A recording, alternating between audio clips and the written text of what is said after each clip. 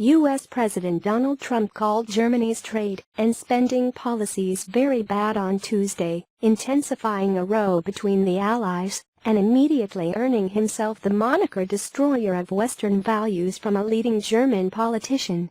Trump took to Twitter early in the day in the United States to attack Germany, a day after Chancellor Angela Merkel ramped up her doubts about the reliability of Washington as an ally. The tit-for-tat row has escalated rapidly after Trump criticized major NATO allies over their military spending and refused to endorse a global climate change accord at back-to-back summits last week. "We have a massive trade deficit with Germany, plus they pay far less than they should on NATO and military. Very bad for US. This will change," Trump tweeted on Tuesday.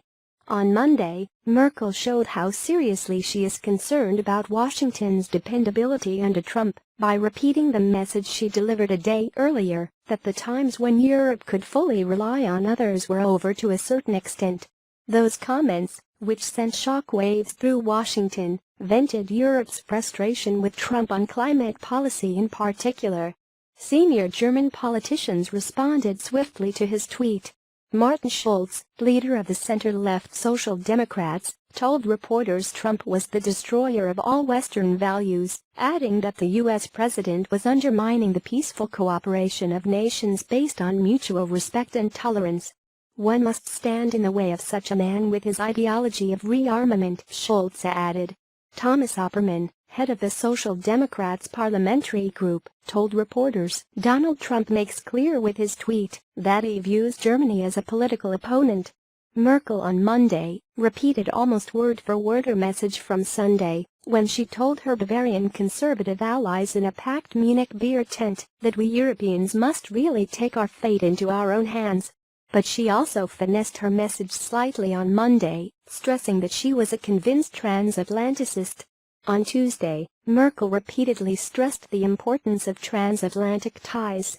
She talked to Indian Prime Minister Narendra Modi in Berlin about developing cooperation with India. "That's of huge importance, and in no way directed against any other relationships and certainly not against the transatlantic ties, which have historically been very important for us and will remain so in future," she said. In Rome, Italian Prime Minister Paolo Gentiloni said he agreed with Merkel that Europe needed to forge its own path.